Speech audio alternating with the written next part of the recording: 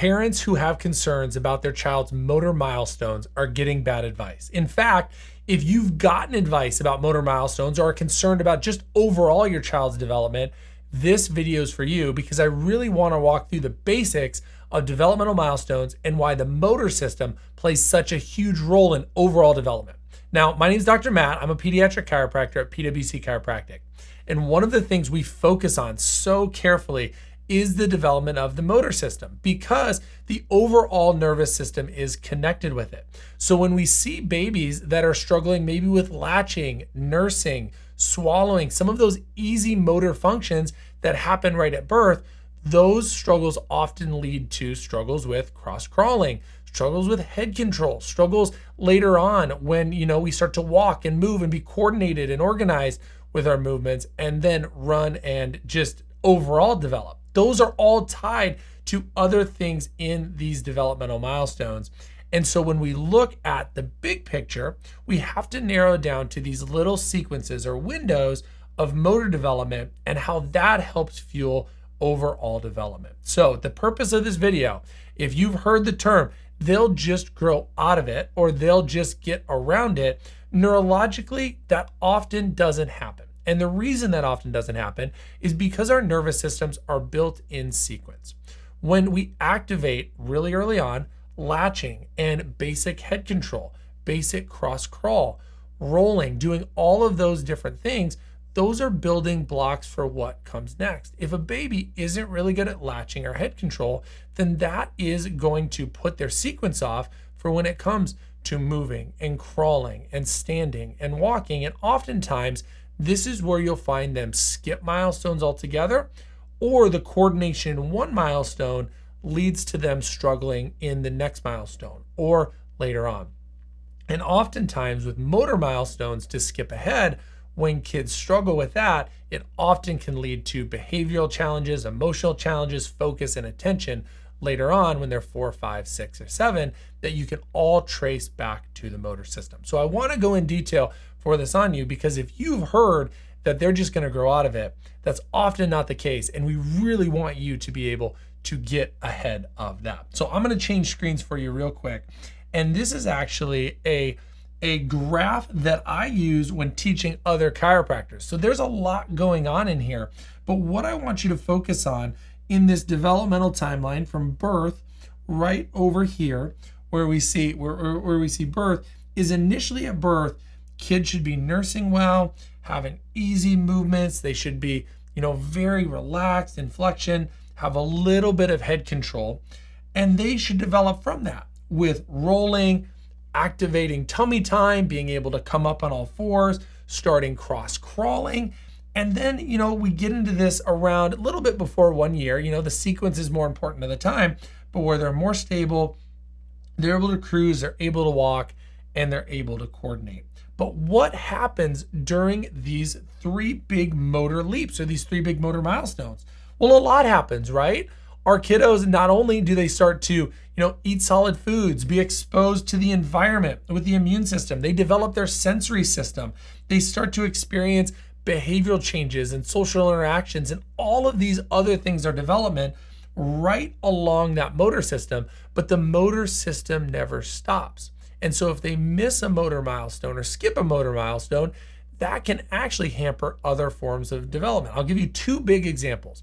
One is with digestion. Kids start solid foods right at 6 months. If they're not good with movement, with gross motor, and being able to sit up good and be able to kind of start cross-crawling at that point, their smooth muscle system, the digestion, isn't going to move food along as well. And this is why we see a lot of kids that'll struggle with digestive challenges when they start eating solids, because they're behind in motor milestones. The second big thing we see is when kids get a little bit older and they're having trouble with coordination or movement. For example, they might be the kiddo that walks on their toes. They might be the kiddo, that can't run in a straight line really easy. It might be hard for them to balance or coordinate, catch a ball, or, be able to do some of those fine motor skills in corporation while they're doing those gross motor things. Those same things develop and integrate at the same time as our sensory system, and that how we experience the environment from a sensory seeking with loud noises and and touch and taste and feel and experience our environment overall, that development happens at the same time as motor development. And so when we see kids that just have trouble with the sensory environment around them, whether they're maybe adverse to sensory reactions or they're more seeking to it, it often gets tied to motor balance. Now, coming off of this graph, if you've never seen this, you're probably thinking, okay, yes, if I look back, there may have been a motor challenge, and now looking forward, my child does struggle with X, Y, or Z, right? Whether it be sensory, behavior, emotional, all of that. How do we look and how do we help with that? Well, the key is to measure their nervous system, to look at it where it's at now, whether it be 4, 5, 6, or whether it be still early in infancy, to see where these jam ups or these miscommunications occur. Now, we can do that with what we call our insight scan. This looks at neurology from really 3 different angles. It looks at the neuromotor system to see where, they're moving well and where they're holding either too much or too little tension for that motor development. Then secondly, looking at their autonomic system. That shows us balance in the sensory system, in the immune system, in the digestive system.